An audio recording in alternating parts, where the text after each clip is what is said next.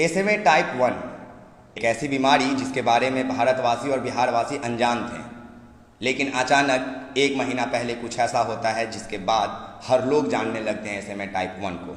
और इतना ही नहीं, बीमारी के साथ साथ इसका इलाज भी जान जाते हैं कि जोल्गेस्मा नाम का एक इंजेक्शन है, अमेरिका से आता है, 16 करोड़ कीमत है। और तो और ये लोग इतना जान पाते हैं, लेकिन हमारे देशवासी इतने भोले भाले हैं कि ज़्यादा जानने का इच्छा नहीं रखते हैं। इनको जो कहा जाता है वो सुन लेते हैं। कहा गया कि एसएमए टाइप 1 इतना रेयरेस्ट बीमारी है, इतना विकराल और इतना गंभीर बीमारी है कि ये अभी इंडिया में नया नया आया है।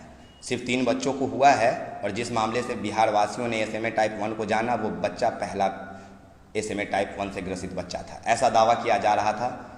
लेकिन जब एक्सपोज बिहार ने पड़ताल किया, जब सच जानने की कोशिश की, तो पाया कि सिर्फ वही एक बच्चा नहीं था जिसको एसएमए टाइप 1 की बीमारी है।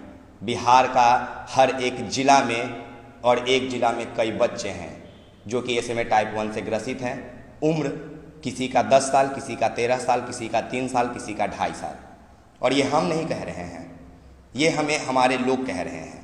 जब 2 दिन पहले मैंने एसएमए टाइप 1 पे खबर चलाया, उस खबर को चलाने के बाद उसमें जो उदाहरण के तौर पे एक बच्चा सनी को रखा था मैंने, उस बच्चे को देखने के बाद ढेर सारे फ़ोन मेरे फ़ोन पे आए, कई सारे मैसेजेस आए व्हाट्सएप पे, फेसबुक पे। और उन मैसेज में सिर्फ एक ही बात कही जा रही थी कि सर, हम भी एक बच्चे को जानते हैं जो इस बीमारी से ग्रसित है, ये भी एक बच्चा इसमें का एक है। तो चलिए हम सीधा आपको स्क्रीन पे दिखाते हैं उन तमाम वीडियोज़ को, जिसको देखने के बाद शायद आप भी कह लेंगे कि एसएमए टाइप 1 बीमारी या तो गंभीर नहीं है, और अगर गंभीर है तो ये बिहार के हर जिला में है। आपके स्क्रीन पे अब एक एक करके वीडियो चलना शुरू होगा और हम पीछे से बोलते रहेंगे। आप देख रहे होंगे बच्चों को, बच्चे की दशा को देखिए। जिस तरह से कहा जाता है कि एसएमए टाइप 1 एक खतरनाक बीमारी है, जिसमें शरीर के हिस्सों में प्रोटीन का जाना दिमाग बंद कर देता है, प्रोटीन का भेजना बंद कर देता है, और उन हिस्सों का शरीर से कोई मतलब नहीं रह जाता है, मतलब वो हिस्सा बेकार हो जाता है। आप जो ये वीडियोस देख रहे हैं, इसमें भी आपको इसी तरह का दिख रहा होगा। किसी के गर्दन में प्रॉब्लम है, किसी के पैर में, और सबसे बड़ी गंभीर बात है कि इन बच्चों को सांस लेने में भी दिक्कत होती है। ये चल नहीं पाते हैं, बोल नहीं पाते हैं, सांस लेने में दिक्कत होती है, और इनकी जीवन की उम्र कभी भी समाप्त हो जाती है। मतलब कभी भी ये बच्चे हमेशा के लिए इस दुनिया को त्याग कर चले जाते हैं।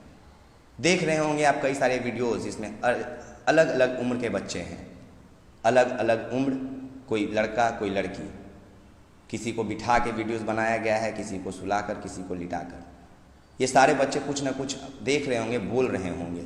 ये सभी बेचैन होते हैं इस बीमारी से। ये बीमारी का लक्षण है। ये बच्चे सांस नहीं ले पाते हैं ठीक से, हमेशा रोते रहते हैं, हमेशा तकलीफ़ में रहते हैं।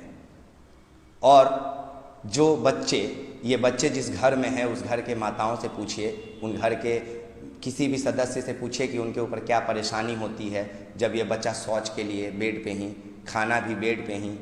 किसी के माँ बाप के सामने ये बच्चा 13 साल तक, कोई 10 साल तक, कोई 3 साल तक, कोई 2 साल तक रोता हुआ रातें गुजारता होगा। उस माँ की पीड़ा को समझिए, उस पिता के पीड़ा को समझिए जो पूरे दिन इसलिए कमाता होगा कि ये जो बच्चे स्क्रीन पे आप देख रहे हैं, इसके लिए इलाज करा सके। देखते जाइए, ख़त्म नहीं होगा, क्योंकि शायद इतना वीडियोस मेरे फ़ोन पे आया है जितना हम इस स्क्रीन पे अभी चला भी नहीं सकते हैं। और ये दर्द हमें तब मिला जब हमने एसएमए टाइप 1 की पड़ताल शुरू की। जिस बीमारी को इतना खतरनाक बताया जाता था, वो बीमारी तो आम निकला। अब चलिए मेरी बात सुनिए, और बात ये कि अगर ये बीमारी इतना रेयर है तो ये बिहार के हर जिला में कैसे? और अगर बिहार के हर जिला से इतने गंभीर बच्चे निकल रहे हैं, तो क्या सरकार को नहीं चाहिए कि इस पे अपना ध्यान दे? WHO को नहीं चाहिए?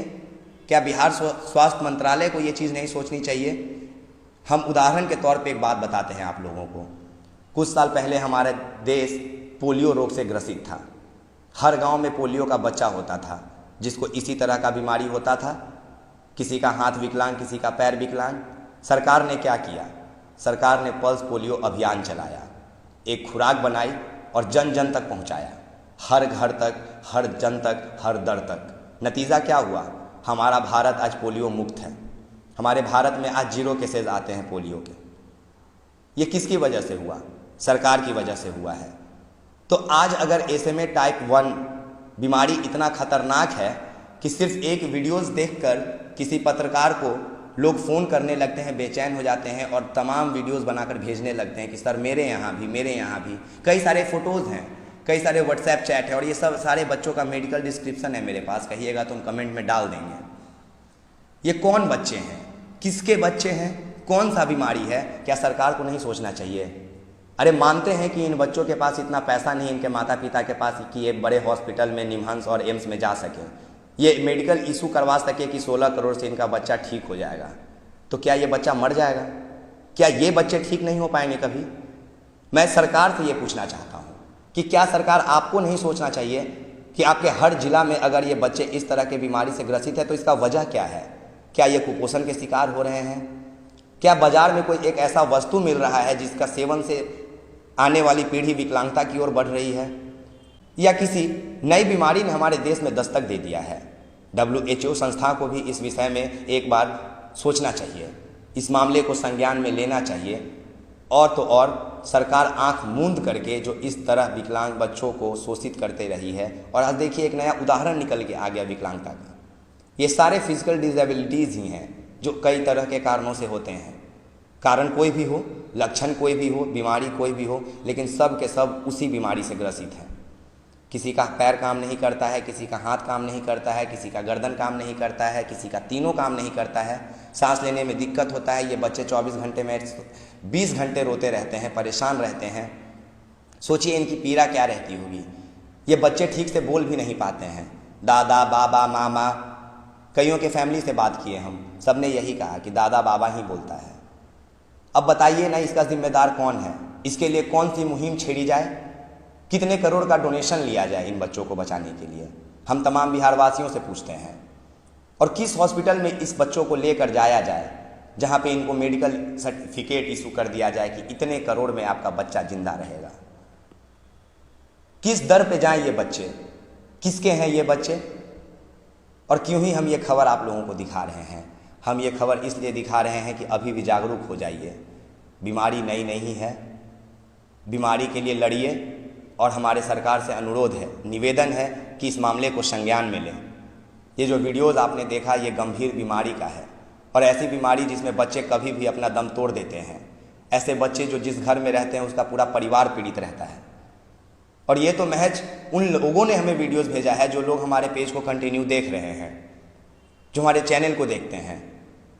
चलिए आज हम लोगों को अपना व्हाट्सएप नंबर दे देते हैं, लिखिए 85 81 86 467 8581 86 4667 नीचे चला देंगे। ये मेरा व्हाट्सएप नंबर है।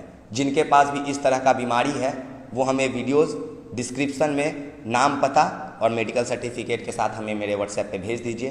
हम अब इस मुहिम को जारी रखेंगे, लेकिन किसी एक के लिए नहीं, तमाम बच्चों के लिए। जो बच्चे इस बीमारी से ग्रसित हैं, उन परिवार वालों के लिए जिसका परिवार एक बच्चे की दर्द में हर रात कुहरता है।